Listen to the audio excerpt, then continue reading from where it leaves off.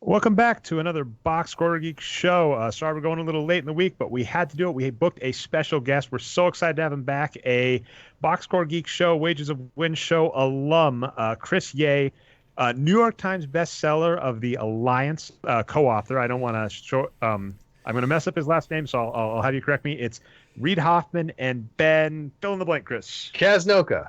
Thank you so much. Who was also captain of his high school basketball team. Awesome. Well, yeah, you got to have that sports pedigree.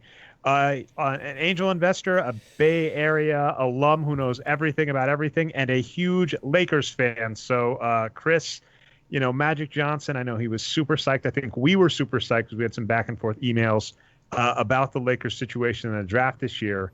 To spoil the lead, bury the lead, we were actually arguing that the number one pick that might not be what they're going for, and obviously the Lakers didn't want to fail and not get a draft pick at all.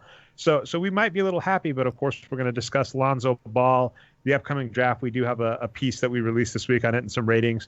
Our producer, Brian Foster. Brian, I'll have you say hey real quick.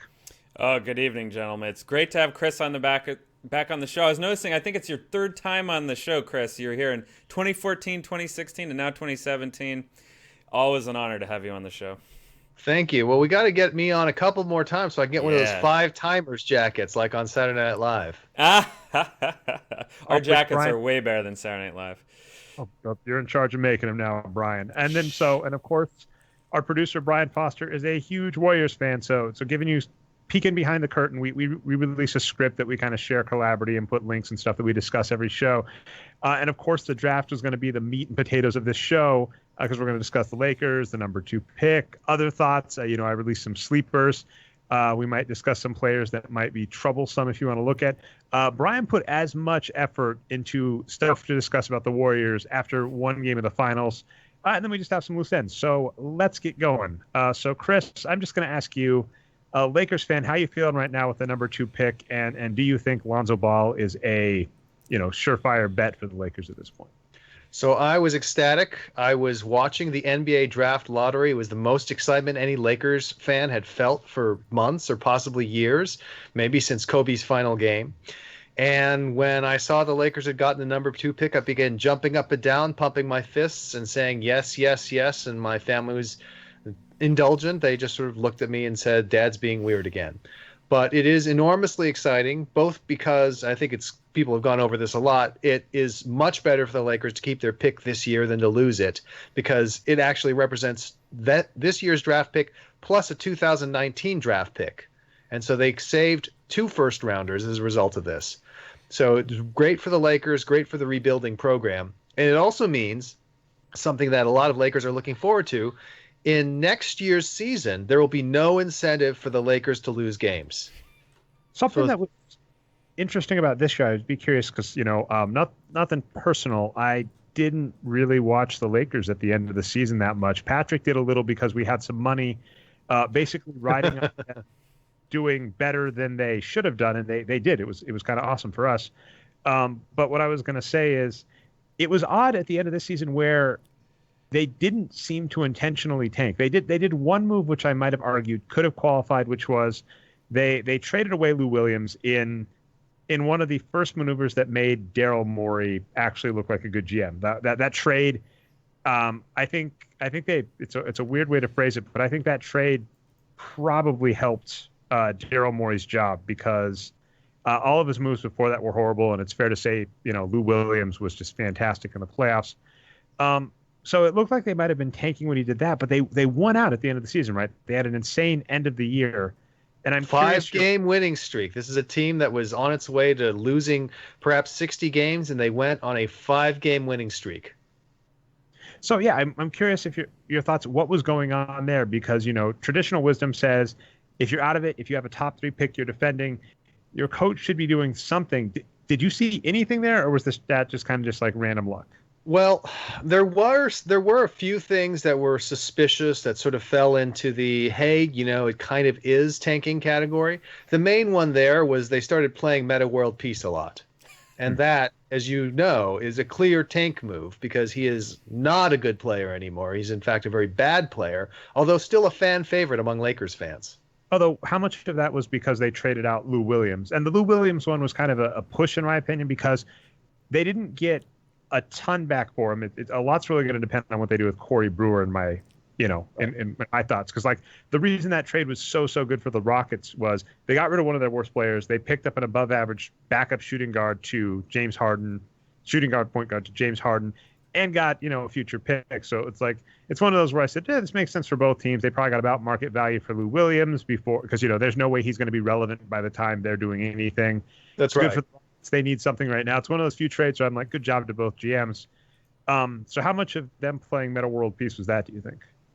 I think that it's obvious that the Lakers probably were on some level trying to lose, not seriously tanking, like the Suns just blatantly tanked. Completely and utterly blatantly tanked. When you force feed one of your players who can score 70 points in a game, that's tanking. That's like a couple of years ago, well, more than a decade ago, when the Minnesota Timberwolves let Mark Madsen shoot 10 threes in the final game of the season.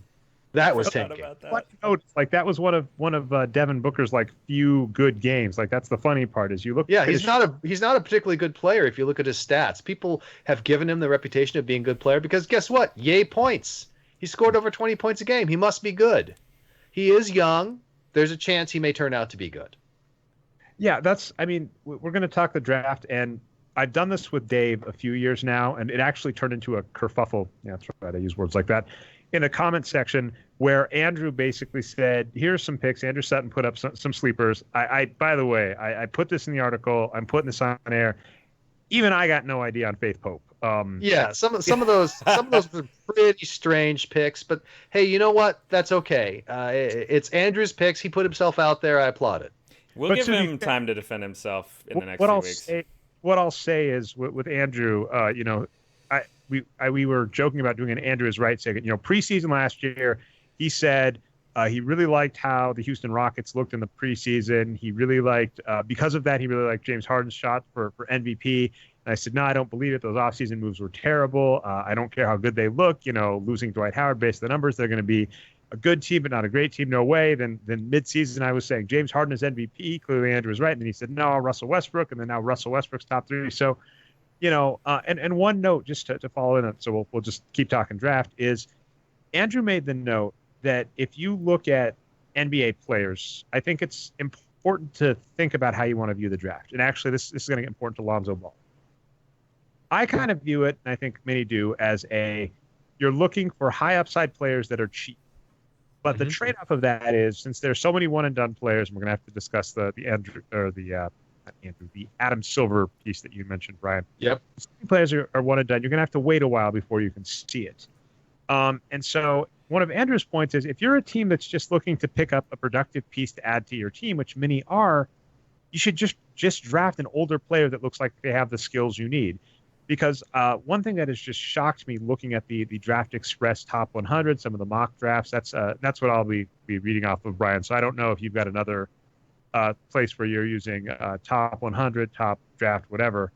But, it shocked me to see that, the two big men, can you help me out on this one, Brian? I think his name is Lauri. I forget his last name. Yeah, Markkanen out of Arizona. Lauri Markkanen. Yeah. Lauri Markkanen and Zach Collins. You look at their numbers, like those two. I was like, this is awesome, man. This is what I'm talking about. Neither of them is rated as a top 5 pick, and they're amazing, huge bigs that I'm like, this is the type of player you want to invest in for your future. So many teams are investing in basically guards, a lot of guards in those. And let's see, I'm going to try and read it down real quick. In Draft Express's top 100 prospects, you got Fultz, Lonzo Ball, De'Aaron Fox, I hope I said that right, Malik Monk, Dennis Smith, and then Frank. They're just messing with me now. I don't know. NT Ntilikina? The French guy. Just call him French Frank. Oh, geez. All right. Is that his real? Is that the best they could do? Okay, but yeah, so you've got like 7 of 10, 6 of 10 of your top 10 picks are guards, and I'm assuming they just all score lots of points. So, I view it as if you're going to invest in the future, invest in kind of like the highest upside guy. So, and to Jay, that we point, do have an update on that. Draft Express has Lauri Markkanen as their 9th prospect right now, and Zach Collins as their 10th prospect. So that's not terrible. They're at least both in the top 10, but there's some other really good big men that aren't up there. I think the one that's really flagrant is Bell out of Oregon. Had a ridiculous season, and I think I would not be surprised seeing the Spurs take him. Well, okay. I'll tell you, and let's dive in. Let's go ahead and dive into the draft, since, as you said, this was going to be the meat of things. I think when you look at the draft, what's so exciting about being a Lakers fan and having the number 2 pick is that it gives us the clear opportunity to draft Lonzo Ball. And all of our wins-produced analysis clearly shows that Lonzo is, without a doubt, the best player in the draft. And we can talk about Lonzo and his skills and what he does well and what he doesn't well, and we'll get to that more in a second. But if the Lakers had gotten the number 1 pick, the consensus would have been for them to draft Markelle Fultz, who seems like he would be a productive player. You know, he's a young player. He showed off a lot of things, but Lonzo Ball was clearly superior to him in their single season in college. So, by the way, to give another update, so for a little bit of rehash time for those of you, that'll be old hat to those of you listening to the show and read Waves of Wins. So the way the wins produce formula works, and this is important, a lot of other formulas, you do stuff that tries to work around this, is position matters in basketball. So we use kind of the same logic of wins above replacement in baseball, but smarter. That's right. I'm just digging at everybody. We first look at a player's production in terms of how all of their box score stats contribute to winning, and then we normalize based on their position. The numbers that Arturo and Dave are going to use are going to be more granular: point guards compared to point guards, shooting guards compared to shooting guards, etc.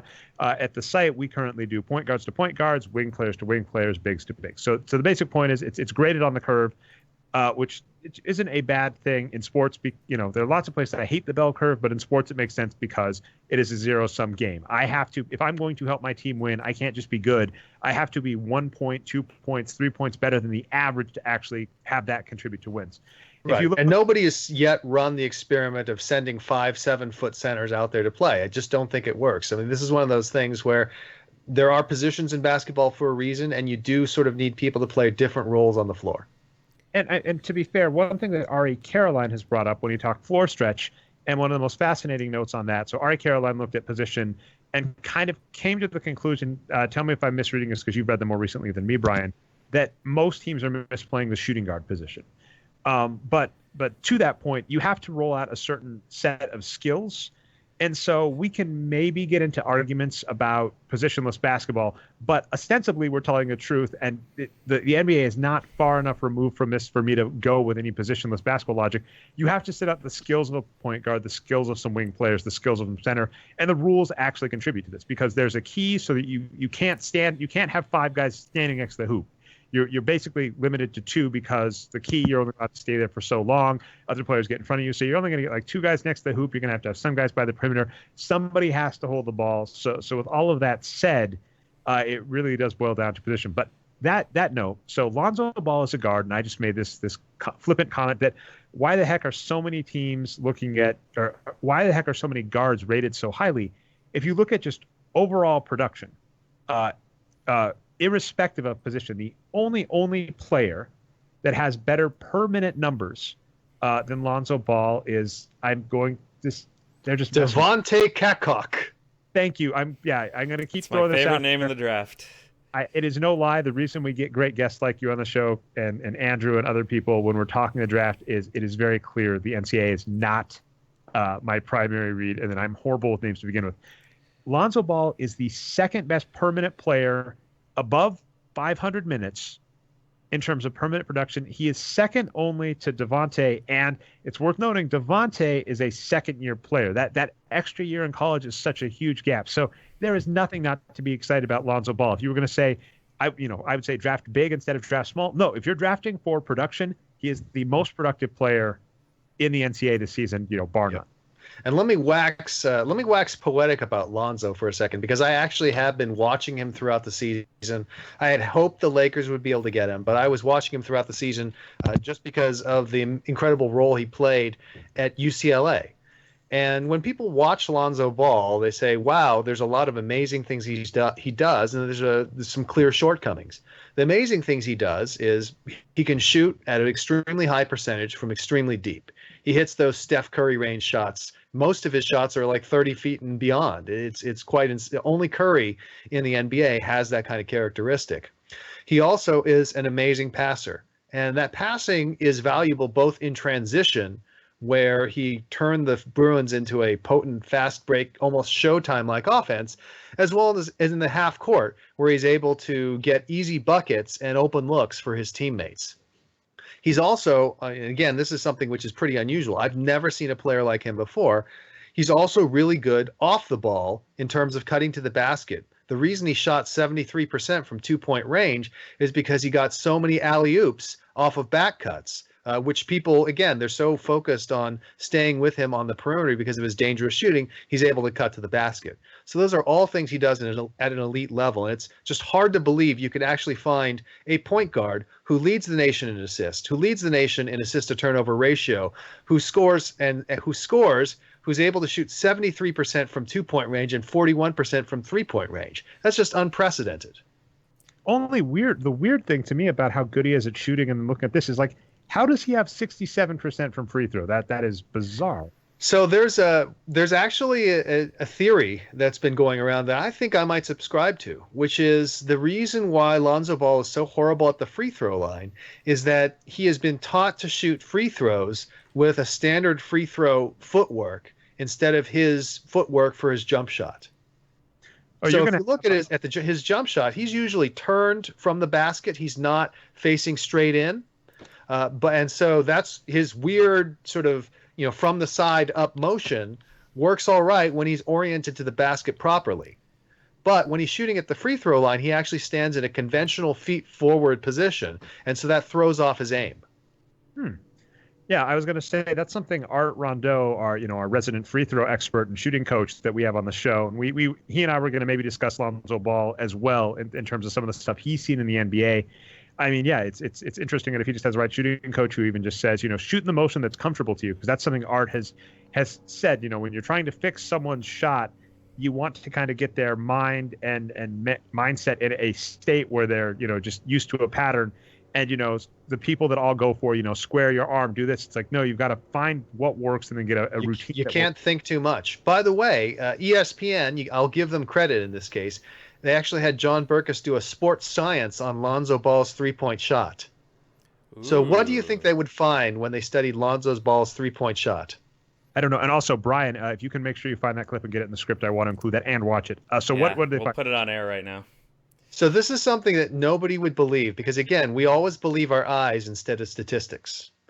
It turns out that Lonzo Ball's release is actually faster than the average for an NBA player. In fact, I heard somebody... They were worried about if his release would be too slow for the NBA. Right. People are like, he's got this long, slow, side-winding release. It's like Tim Tebow trying to throw passes in the NFL. It's just not going to work. If you time him, he's actually faster than average. In fact, the speed of his three-point release is 0.02 of a second slower than Klay Thompson's. Wow. I assume Brian was looking up something, so nothing to add on that. I mean... Yeah, it's funny. You said you want to talk of strengths and weaknesses. I brought up free throws. Are there other weaknesses? And then of course absolutely there are. And it's not. So the key weakness that Lonzo Ball has, and this is where the Lakers get into this debate over if they draft Lonzo Ball, do they need to trade D'Angelo Russell? And I'm generally in the category of the hold on to Russell and see if he develops camp. The reason is Lonzo Ball does a lot of things amazingly well. There are two things that he does not do well. The first is he does not shoot anywhere other than three-pointers or at the rim. They checked. He took a total of 11 mid-range shots for the season. Okay. That's not a weakness. That's the question is that's good shot selection, right? We all wish Kobe would shoot like that or did back in the old days. But again, small sample size, he shot 11 mid-range shots and hit 2 of them. I mean, that is too freaking small because, I mean, we looked at the numbers, and for instance, one of the things that made me sad about the development of advanced stats in the NBA, despite the fact that I actually liked this analysis, was Kurt Goldsberry at Sloan, I think 3-4 years ago, came up with a shot chart methodology that's been really popular everywhere. And what he did is he normalized against league average, which you think we'd be okay with what we just said, But the way he normalized it was he normalized by location. So, for instance, you'll look at LaMarcus Aldridge's shot chart, and you've got this blaring red mid-range area, and you're like, oh my God, he's an awesome shooter at mid-range. But if you normalized by point per shot, which I believe Austin Hedges it over at Nylon Calculus has done for some of his tools. I don't even know if they're still up. So many of the Nylon Calculus people get picked up by NBA teams. Some of the good ones, some of the bad ones. Good job, guys. That a lot of their tools end up going missing, which is a shame. But what I was just going to say is, if you normalize by location, like LaMarcus Aldridge is shooting like 47% from mid-range, which is nowhere near as good at the hoop. So to that being said, when you said small sample size at 11, well, you flip that too, right? If you just go 4 out of 11, he's close to league average, especially if he gets fouled a couple of the times he shoots from mid-range. I agree. I'm just saying that it's unusual to see somebody who does not, just literally refuses to shoot from mid-range. And the few shots they did shoot from mid-range, again, they look bad. Now, again, as we know, appearances can be deceiving. The other is he really does not while he is able to get to the basket and penetrate on some of the defenses, a lot of times he appears passive because he doesn't have great burst to the basket. And so if he doesn't think he can get all the way to the basket, he pulls it back out again and starts pushing the ball around the perimeter. Now, this works fine under most circumstances. But the problem is the UCLA team he was on had 0 shot creators other than him. So think about that UCLA team. So who did he play with on that team? Well, his teammate, TJ Leaf, probably going to be a first-round pick, actually did pretty well on our stats. But TJ Leaf is not creating his own shot. He's living off of Lonzo Ball. Next up, you have Thomas Welsh, the center. All he does is shoot those mid-range baseline jump shots. He's a great mid-range shooter, but he doesn't create his own shot. Out in the backcourt alongside him, the other 2 guys he plays with, Bryce Alford can't create his own shot. That was proven last year. He shot like 40% when he was made the primary creator, and Isaac Hamilton, who also can't create his own shot. So when the Bruins were stalled in the half court and Lonzo couldn't pass them open or penetrate to the basket, they had no backup plan. So what does make me happy, you've set me all over the place, because 2 things I looked up in the background. I looked up James Harden. So James Harden is about, I think it goes up to like 73% layups and threes. So I mean, that's remarkable. Right. And candidly, like, I would probably argue with James Harden on those mid-range jumpers. I would, if I was the coach, it'd be funny. He'd probably look at me like I was crazy. Like, could you turn the dials on Morey ball up even higher? So again, I'm not worried at all. And you just said, worried about having other players. This pains me a little to say it, but Nick Young is fantastic from 3. D'Angelo Russell is pretty good from 3. Obviously losing Lou Williams hurt a little, but he was good too. So, the Lakers actually have 2 pretty potent 3-point shooters on their roster already. I believe, was it Larry Nance Jr., the underrated player amazing player. I love him. Larry Nance Jr. and then Tariq Black are both great players. So it's fascinating. It's the West and he's young, but I was going to be a little down when you were just saying it, like he didn't have shot creators on UCLA. So I was going to say, well, he might still have issues. I mean, that Lakers team has the pieces such Absolutely. that, yeah, I mean, I can't help but be, I was actually going to be a little more pessimistic in my refrain and saying, he's a young player. We don't expect greatness out of young players initially. Bad teams tend to be bad. I'm not even saying expect playoffs, but I'm just saying if you're going to be optimistic about the upside, there's plenty there. Whereas, players going to teams like even the Pelicans back in the day, like Anthony Davis to the Pelicans back in the day, Karl Anthony Towns to the Minnesota Timberwolves back in the day. You look at the roster, like you've got one other player. You've got Ricky Rubio, and he can't shoot. So you're the entire offense, Karl Anthony Towns. Have fun. Right. And if you look at the Lakers as presently constituted, again, he's not the world's most. He hasn't performed at a star level or even close. Although fortunately, at least he hasn't been a negative wins produced territory kind of guy. But D'Angelo Russell has the tools to drive to the basket. D'Angelo Russell is a decent pick and roll player.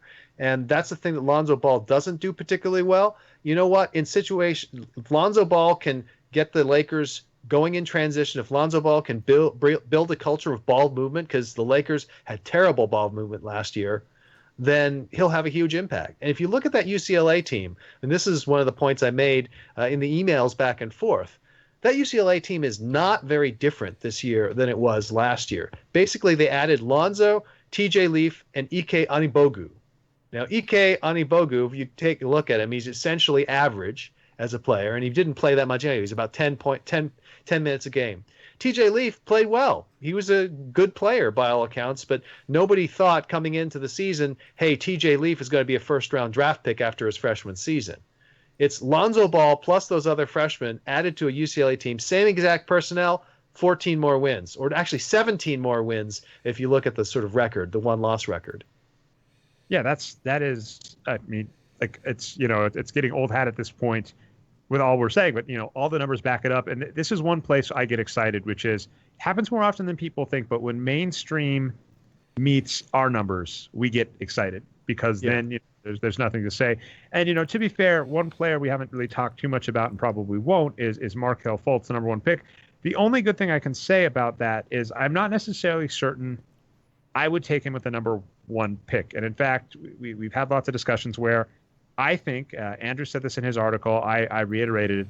I like the idea of trading down because I think too many teams do things wrong in the draft. You could even argue the Lakers maybe have done this in past with some of their picks. Which is absolutely have a high draft pick, but what you need isn't there, or the draft crop is just not particularly strong.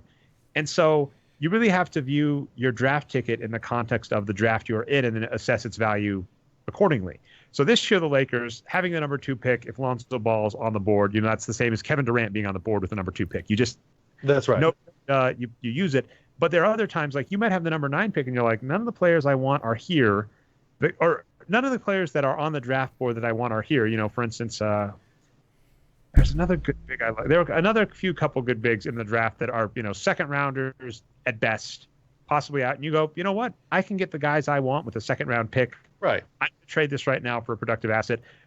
So with that being said, that's my only point on the number 1 pick. I think Markelle Fultz is overpriced if that's all you get with the number 1 pick, but I still don't hate him as a number 1 pick because I think his wins per 40 is like 0.22. He's a good player. He's a young player.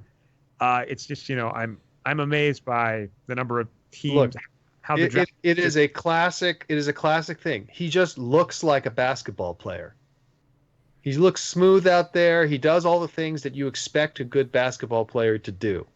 And so as a result, I mean, people remember the whole story. I can't remember where it originally appeared, but the whole story about orchestras and how they didn't have any female players until they started actually doing the auditions blind. So you couldn't see the performer. You could only hear the music the music they produced.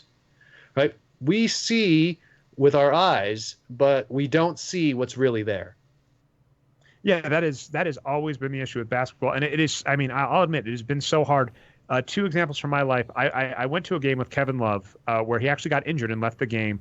And I remember I was like, it doesn't seem like he's playing up to snuff. And then he got injured mid at the half. I was like, that's a shame. And I went and looked at the numbers after the fact, and he got like 17 rebounds, and I just missed it. Yeah. And I had a game. I was watching Corey Brewer of all players play, and I thought he had a good game. I was actually sitting close enough to court that they lost by close, and I said to him, shame to waste a hell of a game. And I went and looked at his numbers, and he sucked. It's like your mind can't keep track of all of that.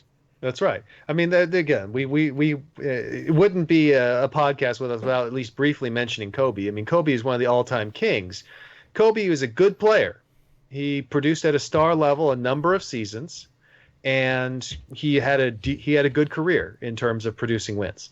But he was not as good as his reputation made him out to be. Now, part of that may have just been his incredibly atrocious shot selection, but part of it is he just looked good playing. Right? You watch the guy play and you're like, oh my God, that guy is a basketball player. Whereas if you looked at Kevin Love, especially in his early years, you're like, there's some white guy waddling around. He can't possibly be a basketball player. And yet he was better. He had several seasons where he's better than Kobe ever was. Did you guys think he had 21 rebounds last night? I didn't realize that until I saw the box score afterwards. Kobe didn't even realize. Rebounds last night? Wow, that's impressive. Kevin Love is pretty good. Dude, he's an amazing player. I've always been a Kevin Love fan. Well, it's funny that we're talking about shot selection. Like Kevin Love, I think he went like 3 for 4 from 3, and then like 0 for 12 from 2 or something stupid like that. Kevin Love's a player. I'm like, listen, you have 2 jobs: you rebound and you shoot threes. You don't do nothing else. Only take open shots. Other than that, yep. So something this feels very Bay Area-ish to me. especially UCLA. So I'm glad I have two tech guys on the phone. So Lonzo Ball, where he kind of has the stereotypical, Tiger Mom helicopter parent situation. And I am really curious because, you've dealt with startups, Chris, you've dealt with young up and comers in the tech field where I'm sure they have either weird familial connections, Shark Tank, always you have that where there's like a weird partnership where one guy looks weird. You've as an angel investor, you have to have seen scenarios like this where you have an amazing talent, an amazing app, an amazing product, and a partner that seems a little off. What are your thoughts on LeVar Ball and the current relationship with him and Lonzo and how that's going to play out in Los Angeles? I personally am not too concerned about LeVar Ball. He's going to get a lot of headlines. But, when you look back at the history with Kobe's dad, Joe Jellybean Bryant, was not exactly a stranger to controversy either. And when Kobe was playing for the Lakers, I mean, among other things, not only did you have Joe running his mouth, but you also had them get into a giant fight and Kobe and his parents not speak to each other for several years after Kobe got married. It's also the case that at one point in time, Kobe sued his parents because they were going to sell off all the stuff in his room as memorabilia because they wanted to make money. Jeez. It's interesting, we've talked the same thing with like Michael Jordan, where the social media age, we get to see all this, right? And, ESPN bites just like the news media did with like Trump, where LeVar says something inflammatory, and instead of them just saying whatever, they put him on the air. Right. I can't, Jason Whitlock and LeVar Ball getting headlines from ESPN. I'm like, why, of all the people to listen to, why are you putting their names on front page? But, I hadn't even, I'll be candid, I didn't even know that about Kobe Bryant and his dad. But I mean, of course, it should be obvious. Think about the little I did because, him growing up in Italy, his dad being a professional player, his dad grabbing all the tapes, very Tiger Woodish dad situation. It makes sense. And it's like, yeah, I didn't see it when Kobe was in his prime because there wasn't social media. There wasn't Twitter. There wasn't ESPN biting on every clip that Kobe's dad said. And by the way, LeVar Ball's like, I could beat Michael Jordan one-on-one. Joe Jellybean Bryant said I was as good as Magic Johnson. Oh, I'm going to have to look that up. That's awesome. So I mean, obviously he was delusional. Of course. I mean, it's funny though. I mean, it's sad because I thought we might go longer. So, I mean, the other good news, I'm curious your thoughts here too. I'm tentatively excited about Magic Johnson in charge with the role it seems like he's going to be in. I was excited to hear that Jeannie Buss, from what he said publicly, and we'll talk that in a second, yes, basically said the onus is on you to win now. And I think if you're going to have a mentor for a young up-and-coming, can do everything point guard with some weird baggage, I think Magic Johnson's the perfect one for that. So I'm tentatively excited about Magic Johnson in this role. Curious your thoughts there. Absolutely. So I think that the key here is if you look at Magic Johnson, there's been certain things he's done very well after his basketball careers and a couple of things he didn't do well. But he did most things well. Obviously, it's well known that he's probably the most successful former athlete businessman of all time. Magic Johnson Theaters, his partnerships with Pepsi and Starbucks made him far more money than he made during his playing career or from endorsements. So he was an amazing businessman. Now, is that because Magic Johnson went out there and did all the spreadsheets himself? No, it's because he understood how to hire smart people and how to build businesses by getting other people and delegating. Similarly, he was a part of the team that bought the Dodgers.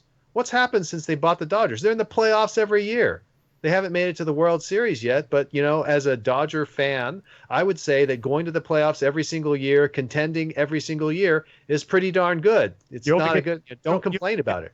You only get Kershaw to pitch for two. You can only get Kershaw to pitch for 2 games a series, so there's only so much you can do. That's why they keep trying to. That's why they have about 17 starting pitchers. They're still trying to find the ones that will work.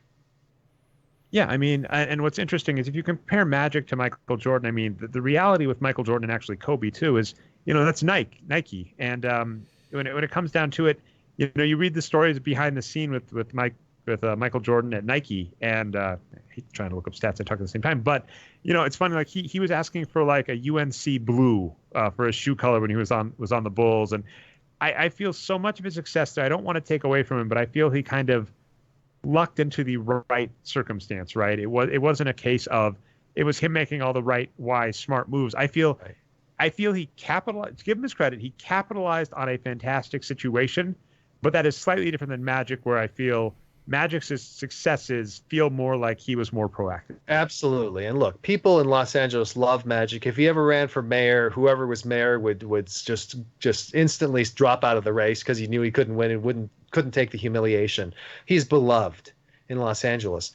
But that being beloved in Los Angeles won't make everyone go to your movie theaters or visit your Starbucks or what have you. That you have to actually build a successful business. Now, there are two things that Magic Johnson has failed in his post-NBA career. I want to talk about both of these because I think I'm going to disagree, but go for it. Ooh. The first is Magic as a basketball coach of the Lakers. He coached he came in as an interim head coach of the Lakers, coached for half a season, and then basically said, I'm out. And I can't relate to these kids anymore. And, funny enough, that's an area in which Larry Bird actually did pretty well as a head basketball coach. He delegated a lot to his good buddy Rick Carlisle and was able to be a successful NBA coach with the Pacers. The Lakers, Magic wasn't able to do that. And maybe he would have been good if he stuck with it, but he decided not to. Okay, so that's what I was going to say. Do you remember the season that was? I'm trying to get it up in front of me really quick. It's something like 1994 or 1993. It was before he had the comeback, the player comeback. Okay, so now he was successful as a player comeback, and his player comeback was successful. People view it as unsuccessful because he didn't win a championship, but hell, he came back after not playing for 4 or 5 years and played at a star level. And the crazy thing about that too, right, is he was, I think, a little bulkier, a little older, so he didn't play point guard. He played power forward, and he was amazing. Like that doesn't happen. That would be, I keep talking Kershaw. If Kershaw retired right now and came back and was batting cleanup for the Dodgers for a season, that would be remarkable. Okay, so anyway, my point on Magic Johnson as a coach is it is just messed with Dran names today. So it's Fund and Burtka, I think. Yes, Randy Fund and Billy Burtka. Yep. Okay, so Magic Johnson has a 5-11 record. Atrocious, but Fund had a 27-37. The Lakers before Magic Johnson came in are 28-38. I recall reading a little bit about that, and there were a few things where Magic basically came in and said he didn't really want to do it long term, which he didn't. Additionally, it was a bad team. You can't get around the fact it was a bad team. Very true. And towards the end, he was just kind of upset with some of the players, and was actually, if you're arguing the tank model, was going, I'm going to play the guys that want to play. I'm not going to play our better players. So. All of those things basically say to me, Magic even knew it might be revisionist history on his part, knew he wasn't taking over a team that he was going to try and coach to win. He was taking over a team to just kind of hold the reins for a bit until they found a coach. And when he did that, I'm not surprised by the outcome. So I can't really view that as a failure. I mean, failure in the Magic Johnson sense, obviously it's hard to find actual failure. The other failure was the Magic Show, which was his nighttime talk show, which... Yeah, if you ever watch it, it was not good. I wanted to talk a little about that because one of the things that just has made me kind of sad thinking about, I can't recall the exact subject, but like the Cracked podcast, we're going to talk a little bit about that, Chris. But the Cracked podcast, they were talking about like some good shows that took a while. And I think they asked, Dan O'Brien, they're like, does it drive you crazy to think of the number of shows that were good that we just never got to see because they weren't given the time to gestate? And he was like, oh, absolutely, all the time. Because there's so many shows, people don't realize that Seinfeld is probably, it's in sports, it's like one of the most quoted shows. Like all my sports fans quote Seinfeld all the time, right. Which is interesting. Makes sense because the Yankees connection. Ratings were terrible for years. NBC kept it on the air, and that was a wise decision, obviously. And I've been really into Pete Holmes lately, and the Pete Holmes show was fantastic in the parts that I liked, but it was only on for 2 seasons and got canceled because of ratings. But when I was watching it, there were segments that weren't good, and I was like, he's learning what to do. And in fact, this podcast, if you find any podcast you like, this one included, go listen to the first couple episodes if you can find them. We rebooted, so I don't think all of us are available. So but I've heard some podcasts that are some of my favorites. I go listen to the first episodes, and they're terrible. And so I feel like if you're a late night host, that's something to grow into.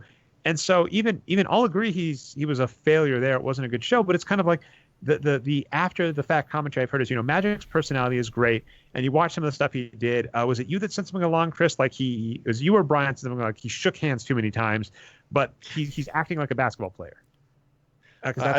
Must have been Brian. I don't remember. I don't recognize that either, Dre. Sorry, but I'd love to read that. That's interesting. Yeah.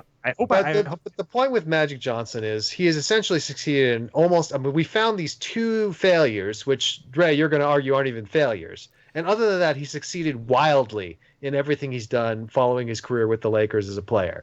And I think that Magic Johnson is the kind of guy who understands how to delegate, who is fiercely disciplined, and who is still worshipped as a god by the players in the NBA today.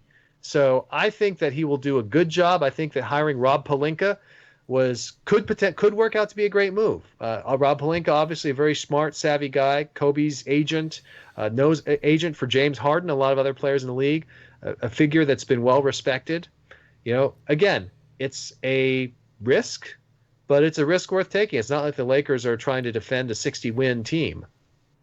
Yeah, and I mean, this last season was really rough in that I can completely buy the fallout in the Buss family, because this offseason there were some terrible teams. So as examples, Mavericks, I love you, I want to love you, but you guys spent like $50 million on Harrison Barnes and Dirk Nowitzki. I cannot think of a worse way to burn $50 million. That was nuts. And then there are a few other bad teams that did the same. The Rockets, who again I want to love, they wasted so much money on Ryan Anderson and Eric Gordon. The Lakers, though, with let's see, it was Timofey Mozgov and Luol Deng. The only reason they're not the worst offseason money spenders is because they only, I put in quotes, I think spent $25 million on those two instead of spending $34 million. $34 million. $30 million a year. But the sad thing is, you're right. That does look good in comparison to somebody like the Portland Trailblazers, where they could not get rid of. They want to get rid of all the players they signed last year already. Yeah, so I mean, Magic's not going into a great situation, but we're excited because there is, among the wreckage of that team, there's something to salvage. Here's one last. Let's finish a few things on Lakers. One last thought, Chris. I've had a thought in the back of my head. The piece that may not be written because I'm going to say it out loud now is Paul George the next Isaiah Thomas? And by that I mean is he's this guy that looks great as a young player. Oh, we're getting Chris standing. And by the way, I want to stand and move my legs around a little bit. And let us know at any point when you need to go, Chris, because I haven't been keeping track of time at all, and I know time just flies on these shows. But Paul George has a great young career, and I even at one point said about him, I said he's getting underrated for how good the Pacers were doing, because there was a point where the Pacers were like on track to have like the best SRS throughout a season if they'd kept it up. They didn't, of course, but they did win the East. Right. But he got that injury, and he's just, I'm not sold on him being a great player since. Now, that doesn't mean there's not upside. It doesn't mean he can't come back, but that is identical to Isaiah Thomas. However, I wouldn't be averse to the Lakers trading a few of their bad pieces. Actually, Brandon Ingram, who may be off the table, but who knows. I would be averse to them trading some of their bad young players like Brandon Ingram and Julius Randle for Paul George, if for no other reason than they get those players off the team. They get Paul George, who is at least an above-average player, and then possibly, here's the other key point, I call it like the Ray Allen principle, where you have a star that could potentially attract another star. Because if the Lakers are viewed as a pedigree location again, boom, they can easily get a player to come to them. Exactly. Well, I think that with the Paul George thing, I mean, all the stories are that Paul George wants to play for the Lakers, and that the Lakers are just going to wait and sign him as a free agent without necessarily having to trade a bunch of assets for him. And I think that's probably reasonable. Look, I think you could still find. I think it's relatively easy to find a taker for Brandon Ingram or even Julius Randle before they sign him to an extension. I think those guys could easily be moved. I think it's Mozgov and Deng who are hard to move. So I actually, and by the way, I mean, Randle is a below average player in terms of wins produced. At least he's positive, and he's making some strides in the right direction. You never know. But yeah, Larry Nance Jr. is a lot better than he is. And I think that has been a rough thing. It's always bugged me in the back of my head. We just talked about television shows that may have been great. We never got the chance. I have had that burning thought in the back of my head about rookie players because, you know, we're seeing all this Byron Scott back and forth where he said he feels betrayed and all this. And regardless if it's Byron Scott's fault or not, there is no way you can convince me that the Lakers for the last 3 seasons, especially when Kobe was still around, were a good place for young players to develop. No, and so not at all. I wonder if D'Angelo Russell, it's interesting, I was looking at his numbers. His free throw shots are above average. His 3 points are great. he's just taking a lot of bad shots. So Yeah. if he's a better ball distributor, does his game turn around? And his numbers were actually much better before the injury. So he had an injury mid-season. He was out for that. So the Lakers got off to a hot start, as everyone knows. They were actually 10-10 at one point. And that was when D'Angelo Russell got injured, went out, triggered this, sort of wave effect, and the Lakers went to hell. I mean, they won 10 out of their first 20 games, and then went to hell after that. Remember, 10 out of 10, and then 5-game winning streak at the end of the season. That means the rest of the season, 25 games, that was 50. The rest of the season, they were 11 and 58. Dear God. Wow. That's brutal. So I am still one of those people who believes there was something to D'Angelo Russell. He just has that kind of basketball IQ, and I think that playing with Lonzo Ball is going to do wonders for him. And if not, they'll just trade his ass. Yeah, I mean, that's, we kind of have this general mentality, and we said the same about Magic, where you just kind of have to wait and see before you judge him. And like, we've had various points where it's a test. So for instance, last week's show, Brian and I actually talked about how the Raptors broke my heart with the quote where when Masai Ujiri took over the Raptors, we were like, oh my God, this guy knows what he's doing. And then we read a quote last week from the guy who just went, where did he go to? The Magic, I think? Orlando, yeah. Magic. And his basic quote is, oh yeah, that was a mistake. And we're like, oh, the thing we gave you all this credit for was a mistake. I'd argue Joe Dumars back in the day with the Pistons, it became very clear that he lucked into that scenario. So we have tests. And I mean, pretty much my take for the Lakers, if all they do this offseason is pick up Lonzo Ball with the number 2 pick, which I've heard some rumblings, but I almost feel like that's because, that's just BS. The Lakers are going to take Ball. Yeah, you're not biting at all on some of these pieces that are like, if Ball doesn't blow the Lakers away in workout or whatever, they're not taking him. It's a bunch of bullshit. It's clickbait, right? Yeah, I was going to say. I mean, come on. Everyone knows that everyone knows that Lonzo Ball should either be the number 1 or number 2 pick in this draft. I want to add one more thing about Lonzo Ball to the earlier conversation about his college season. The thing that struck me the most when I started looking at his numbers were his rebounding too. Yeah. Like I know that he's a different kind of player maybe for the eye test, but his numbers, that profile, I'm like, this looks like Wessel Westbrook or even Jason Kidd. Yeah. Jason Kidd. Yeah. Amazing. I was going to say. No, and the key to his rebounding is he is baseline to baseline in transition, one of the fastest players you'll ever see. I mean, he doesn't look fast like a John Wall looks fast because he's tall and he's moving at a rate where, it doesn't look like he's doing this crazy all-out sprint. But just watch his end-to-end, coast-to-coast drives when he gets the rebound and takes off on the fast break. I mean, it is very kid-like. Yeah, and I mean, I'm actually curious about him. It's like, yeah, you might have 2 of the most versatile point guards to come out of UCLA. That's kind of nuts. All right, so Chris, I'm going to let you wrap up on I don't even care if it takes the end of the show, but any other Lakers thoughts, draft thoughts, or Lonzo Ball thoughts before I let Brian at least get in a little bit of his Warriors homerism. I think let's see a couple other things I want to mention. I think that if you look at the draft. One of the things that just is fascinating to me is just trying to think about what to do with that number 28 pick for the Lakers, because they have that first round pick from the Rockets from the Lou Williams trade. And I love the idea of Jordan Bell in that spot. That guy played amazing this year. You got to love the way he stepped up against in the same competition as Lonzo Ball, right? He's in the same conference. Same conference, same competition, and performed amazingly well. So I would love for Jordan Bell to be a 28th pick. And again, that's a guy who has, older player. He's a junior, but he's coming in, has a great track record of success, playing at a high-level program. Did you really project it to be available that late? Because if they do that, Chris, I'm looking at the numbers, that would be 2 of the top 5 wins producers in Cheers NCAA. So, Dre, I've got Arturo's numbers right here, and he has him rated by Draft Express ranking, and then his own number off on the side, right? So we've got everyone in order here. Jordan Bell's 33rd on Draft Express, but then he's all like 100s in Arturo's rating across the board. So he could be available at the 28th pick very easily. It's funny where, I would love it, Chris, if from the Wages of Wins Boxscore Geeks crew, the Lakers could, win both things. Because, we've had 2 arguments, and I don't have a disagreement with either, right?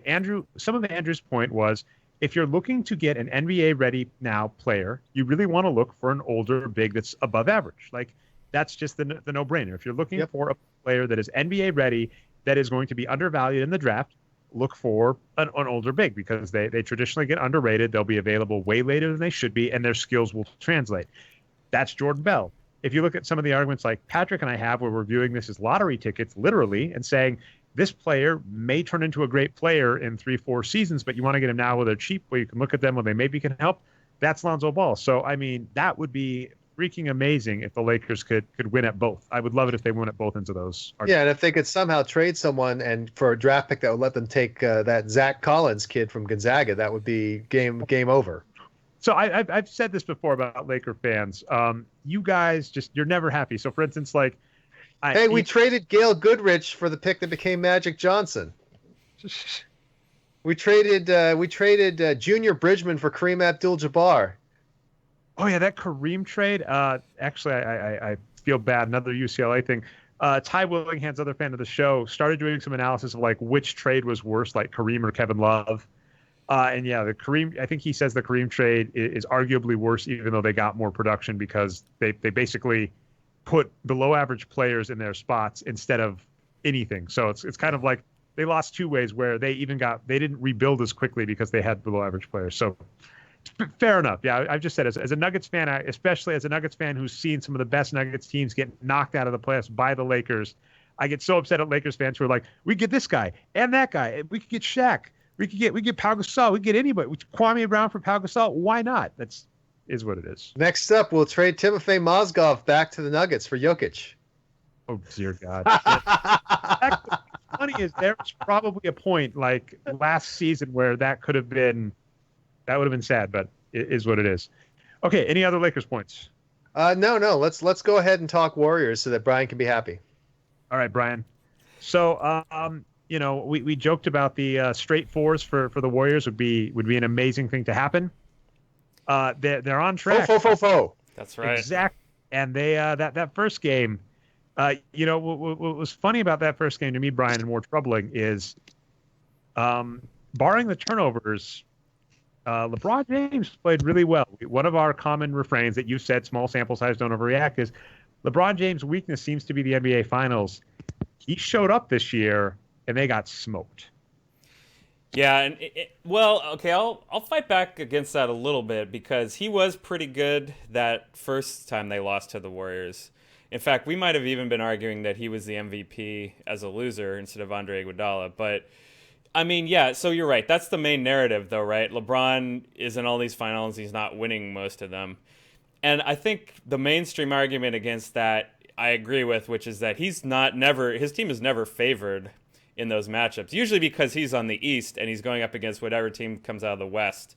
The West has just been better than the East in general lately. But let's get a small point. Let's get into this game. The Cavaliers, I have kind of a blueprint for them to win. And, it's not going to be easy, right? Arturo, 538, all the other prognosticators are saying like 80, 90, 95%, maybe more, the Warriors are going to win. That seems a little high to me, just based on it being the NBA and LeBron being involved. But yeah, I mean, everyone who's saying that the talent is really different, I mean, of course it is, right? The Warriors are one of the best teams of all time. Cleveland's good. They have some good players, but they're just not one of the best teams of all time. So what is this blueprint to win I was talking about? Well, they have to crush the Warriors on the boards. Like, that's the first thing. So the Warriors are, they're a pretty good rebounding team for their size, all their players, but they don't play big players. And Cleveland's great at it, right? Like, they're one of the biggest teams in the league up there. And that's the way that the Warriors have lost in the past. That's the way Cleveland beat them last year in the finals. That's how San Antonio, was their only hope to win. That's how Oklahoma City, when Durant was on Oklahoma City, gave the Warriors a run. They crushed them on the boards. They won by 9. I don't know if that's enough, right? 59-50. Is that enough for them? It's not enough. They have to win by more, right? Like 15 maybe or more. And here's another thing I'll say about it. Matt Moore from CBS, great guy on Twitter, a lot of great content. He wrote something today pointing out, let me bring it up actually, I have the article up, just looking at just really ripping Tristan Thompson's performance in this game. He's right. Like, he didn't play that well, but 22 minutes I don't think is enough. And I would go back to the Greg Popovich theory of coaching stars, which is, why is Manu Ginobili going to play better in the second half? Because he's Manu Ginobili. He's a great player. Obviously, Tristan Thompson is not as good as Manu Ginobili, but he's been one of the best centers in the league the last few years. I cannot believe you're giving that short of a leash. So crush them more on the boards than they did in game one. That's the first way they have to do it. That didn't happen. The other way they won last year is that they got really lucky with their shooting, and the Warriors got really unlucky with their shooting. That hasn't happened so far. As Arturo pointed out on Twitter, maybe in the last few days, Curry was one of the worst players in the playoffs heading into the finals last year. His injury obviously was a big part of that. This season, he's the best player. So that bad luck is not coming for the Warriors. They are having average or good luck. So that's another strike against Cleveland. And then the biggest thing I noticed in this game and have throughout the playoffs so far for Warriors, their defense has just been crushing against their opponents. Even if the Lakers. God, we're talking about the Lakers so much. They're not in the finals, though, unfortunately. Even though the Cavaliers kept the Warriors down, under 40% threes, it's just not it's not good enough when they're shooting so much worse than that. So, yeah, there's some great stuff today in the last few days about Draymond Green's defense. Actually, let's bring up this great Free Dawkins on YouTube, a channel I'm not familiar with, but a pretty cool video that we'll link about how well the Warriors played on defense. So, yeah, I mean, when nothing, the Cavaliers don't have very many opportunities to beat the Warriors, and when those opportunities they do have don't go their way, they're just not going to have a chance in this series. So the people calling for a sweep, they're looking pretty good right now. I'm not that optimistic. I'm a pessimistic fan, so I think the Cavaliers will, maybe play Thompson some more to do a little better at rebounding. But, yeah, I mean, I'm remiss if I don't talk about the finals when the game was last night. So there you go, guys. That's my analysis. That's absolutely fine. I will also say what I've been saying to Warriors fans, which is, hey, maybe you don't celebrate until they get the fourth win. Damn right. But I agree. You look at these two teams, and it's the talent gulf between them is just stunning. It's staggering. You have the Warriors, who produced over 70 wins this season, and you have the Cavs, who produced under 50. I mean, that's got to be one of the biggest deltas of all times between two finals participants. And if you just look at their rosters, I sorted their rosters by number of minutes played so I could get a sense of who their top players were, and it's grim. All right, so the Cavaliers have a total of 2 players who've produced this season at a star level: LeBron James and Tristan Thompson. As a side note, I cannot say enough how much I love Tristan Thompson. That guy is an animal. He's always trying hard. He's always working hard to get that offensive rebound. He is dramatically underappreciated. I know people are like, I can't believe you're going to pay a guy $16 million a year to not average double figures, but that guy is amazing. What's funny about Tristan Thompson and Otto Porter is, for all of the arguments about getting a top draft pick that helps your team, that stays with the team, if you took Tristan Thompson and Otto Porter out of the mix, which they kind of kicked me off in that regard, you would be out of names. The argument, right? LeBron James doesn't count as a number 1 pick that's leading your team to the finals because he left your team. So it's funny that, yeah, Tristan Thompson is one of the few names when I was doing analysis, like, okay, how many teams have a top 5 pick that's contributed great and helped them in the playoffs? And comes down to Tristan Thompson and Otto Porter. Yeah, and by the way, love Tristan Thompson. But if you look at that, you got the 2 star players, you got a bunch of players. The only people who are actually above average are Kyrie Irving, marginally so, Kevin Love, and Kyle Korver. Every other player on their roster is below average. Meanwhile, if you flip over to the Warriors roster, among their top players, they actually have 5 players playing at a star level: Steph, Kevin Durant, Andre Iguodala, Zaza, despite being constantly made fun of, and JaVale McGee, despite being even more constantly made fun of. And so they actually have 5 stars on their roster. The only below average players who play regularly are Thompson, Livingston, and Clark, and that's not even really that bad. Even David West is coming in and contributing above average minutes. So the talent difference is just astonishing. The Warriors are deeper, their best players are better. It's just not a fair contest. And to be fair on the Klay Thompson, we mentioned this before, where we've always said he's kind of a role player scorer. And so, we're always put him around average or above average, but it's an interesting thing because he's average in a way that is a specific skill set that's very valuable. Correct. His wins produced does not account for the way he actually destroys defenses just by being on the floor. And then Stevens is good. But what I also want to stress is he went from being a key contributor last season to being a luxury item on that team, right? With Kevin Durant, Klay Thompson, Kevin Durant and Steph Curry, you don't need Klay Thompson, but you have Klay Thompson. So that's just not fair. Yeah, and again, when we talk about the bad luck in the finals last year, maybe it was bad luck that caused Harrison Barnes to not be able to hit any shots. I think that he was no good. Oh, I mean, what's funny? You mentioned players, and one of the players that saddens me, but I'm so glad he got a ring, and he got a ring on an amazing that defensive play against Steph Curry that was vined like mad to win the game or to help win the game. Right. You do that exact same play 10 times. I'm willing to bet Steph Curry beats him 8 of 10. Oh, absolutely. And if Steph Curry weren't injured last year, it would be 10 of 10. But oh, jeez. Yeah, exactly. So I'm saying I'm glad that he got, the WrestleMania moment, as you'd call it. I'm glad he got his ring. But I think a combination of injury and how he's played has lowered his production on that team, which is just a shame. So it's like the Chris Bosh trade up where I'm like, your individual numbers are suffering from going to that team, but your legacy is going to look a lot better as a result. So I don't actually know how I feel. But and Dre, I've got one more thing on Tristan Thompson, if I can get that in real fast. So I've got the popcorn machine game flows up right now, and you introduced me to this. I know you love this tool. It's awesome.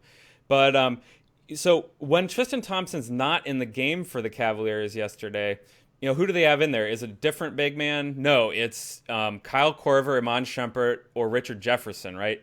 So the Cavaliers took Tristan Thompson out of the game and went small and put, pretty much worse smalls and then they're big. And so then so the Warriors, they don't play McGee or Patchouli any minutes. That's good for the Cavaliers, right? These great big men aren't playing. But the Warriors' smalls, when they go small ball, are so good compared to the Cavaliers. It's like you just can't go small ball against the Warriors. They're always going to have better small players.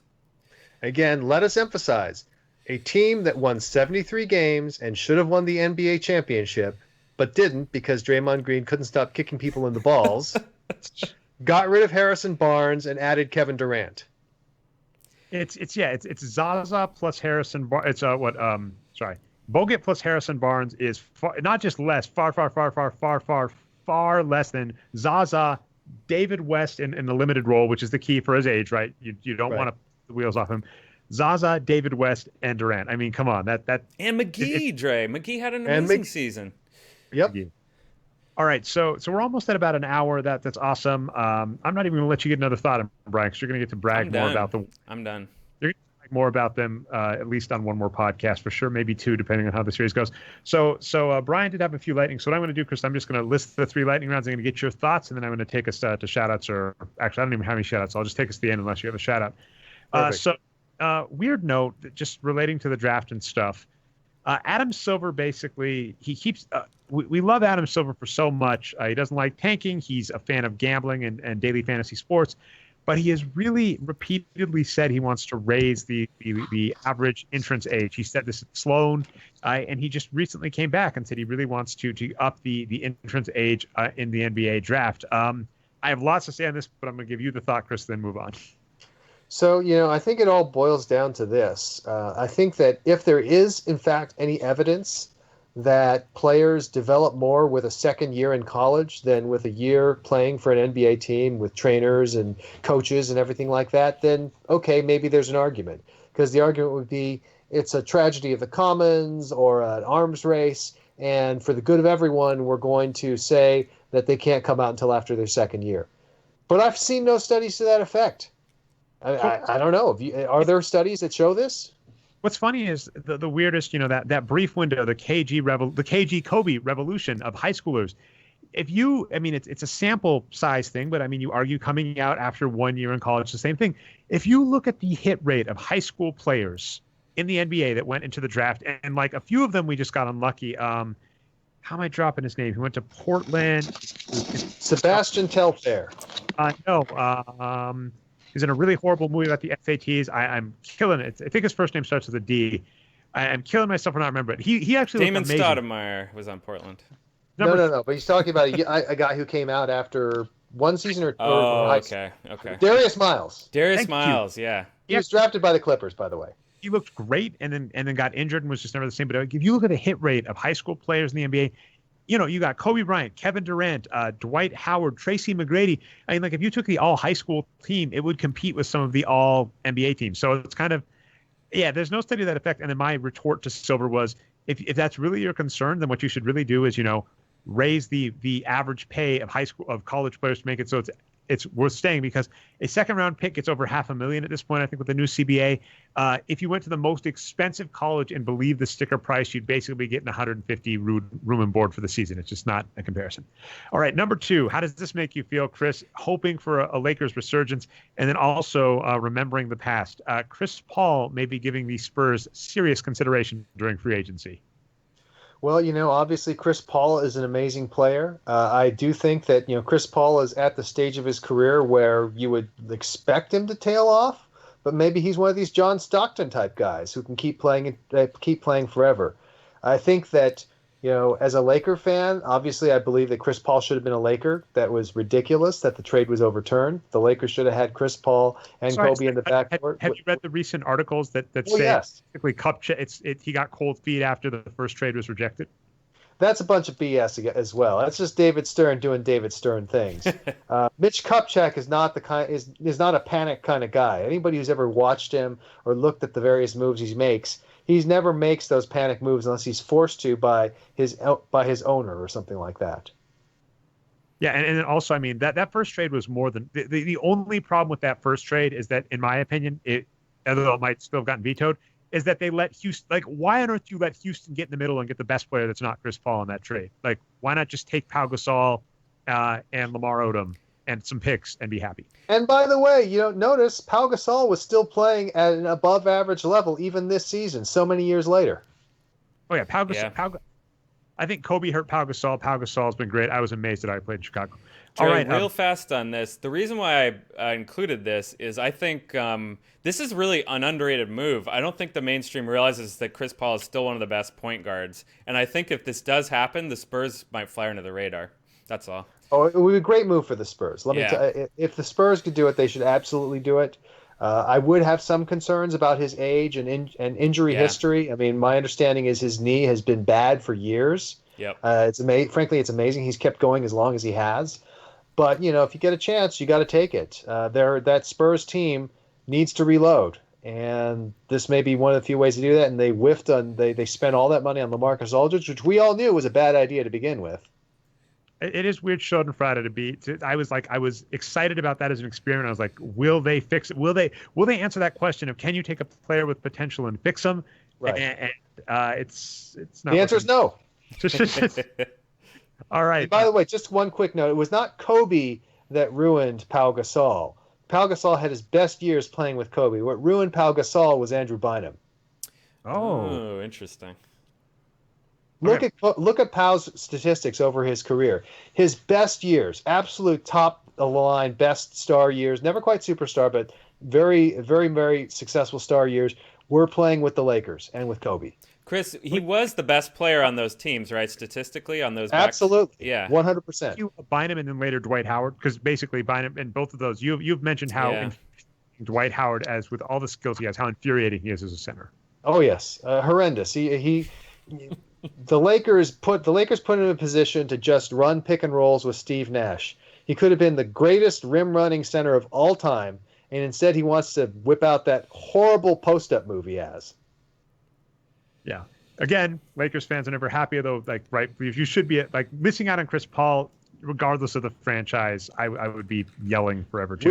We will continue to fight and protest and complain until we finally overtake those damn Celtics in number of championships. I would love it if they get the number one. If they have the top, if the Lakers beat the Celtics to the next title, I'm going to laugh so hard given the head start they started at with a number one pick. the top seed in the conference, a great core bunch of players. If the Lakers beat them to even not a title, even just a finals, I'm going to laugh so hard. Very last one. This actually excites me, Brian. I might become more of a Bucks fan because currently I'm just a Giannis fan. The Bucks may be considering Becky Hammon for GM, and by the way, we're a huge fan of getting Becky Hammon before she's too entrenched in the Spurs organization. So I think, look, I'm a Becky Hammon fan as well, dating back to when she was playing with the New York Liberty and was a great player for them.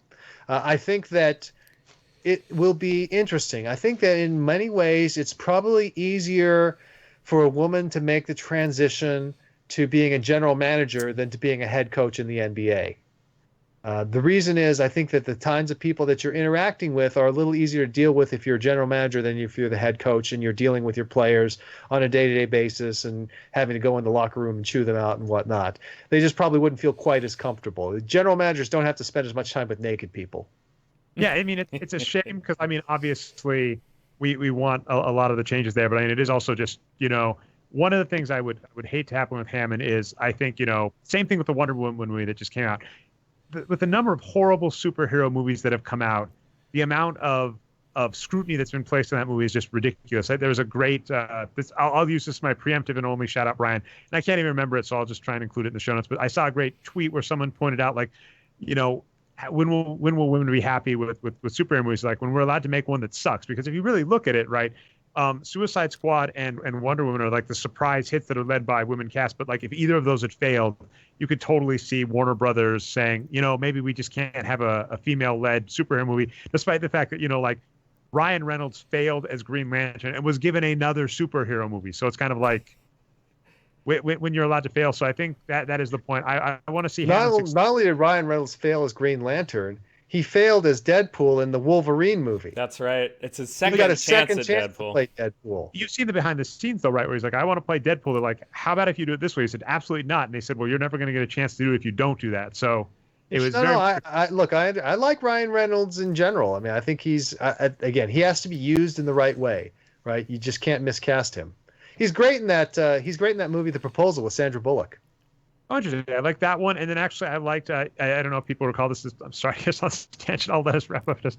But if you like the show How I Met Your Mother, there was a movie with Ryan Reynolds called Definitely Maybe that basically looked at How I Met Your Mother and said, oh yeah, the plot to this is really obvious. And so if I'm spoiling either for you, they've been out forever. Definitely Maybe is the exact plot of How I Met Your Mother with the exact same tropes and all that stuff. So there you go. Very cool. All right. So I'll give you any final thoughts and then I'll lead us out. So quick shout out, again, got a book coming out in 2018, Blitzscaling. You can go to blitzscaling.com and sign up to be notified when it's ready. And of course, if you just Google Blitzscaling, you'll find plenty of information. You can also, if you can't get enough of scaling, you can also listen to the Masters of Scale podcast that my co-author Reid Hoffman is putting out. Just look up Masters of Scale. Out of curiosity, have you been on that, or will you be on that at any point, Chris? No, I'm in the background on that one. This is one where it's going to be Reid interviewing folks like Mark Zuckerberg and Sheryl Sandberg. So I and everyone else who is not world famous will be sitting in the background. I was about to say, I was like, it said this about me. You have such a great radio voice. You have such a great cadence. It's like, how can they not have you on the show? The second you said Zuckerberg and Sandberg, I'm like, yeah, okay, you're cool, Chris, but I understand where you place in that. Listen, if you're a podcast producer and you're trying to make your podcast a business, would you rather say, well, we have as our special guest this time Mark Zuckerberg or Eric Schmidt or Sheryl Sandberg or Brian Chesky, or would you say, the multi-talented Chris Ye? Now, I think the multi-talented Chris Ye makes a fantastic guest, but it's not going to get people to tune in the first time. And I will say, if that hype up, all those names you listed, I want you to say the podcast name one more time, because, I mean, give me a break. That is great hyping of that podcast. Masters of Scale. You can find it at mastersofscale.com or look up Masters of Scale on iTunes. And then you can follow Chris on Twitter at Chris Ye. And then you have, the way I found you was your great blog, which, is you've been writing books. You've been doing the right thing. You and Dave Barry, you go out and write books, and then books, they hurt the blogosphere, because whenever great writers decide to write a book, their blog content just drops. Conservation of words. It's a real thing. But Features of Capitalism is the title. That's at chrisye.blogspot.com. If you want to look at old great posts, a few new ones, those are fantastic. I think that's everything. Brian, any final word from you? No, just shout out to Chris for coming onto the show. And maybe if Becky Hammond replaces Greg Popovich as Spurs coach, maybe she'll have maybe that's a better place, than wow, Milwaukee. that would be amazing. That's what I want to see. We've been a fan of that, but we've also said, like, that was Patrick's note. It's like, if Becky Hammond is getting groomed to be a GM or coach or whatever for the Spurs, grab her now. Don't wait. What is it? That worked out tremendously well for the Hawks, right? I always mess up his. This is the Drake Can't Say Names Correctly podcast. Oh, Mike Budenholzer of the Hawks, right? Budenholzer. Yeah, he's done a great job. He worked out fantastic, and they basically, I think he was in line. He was getting groomed too by the Spurs, probably with Popovich getting older, and the Hawks went. We could wait until he's fighting for Popovich's job, or we could do the Steve Kerr, Luke Walton situation. Grab him now. I mean, I'll give the Lakers credit for that as well.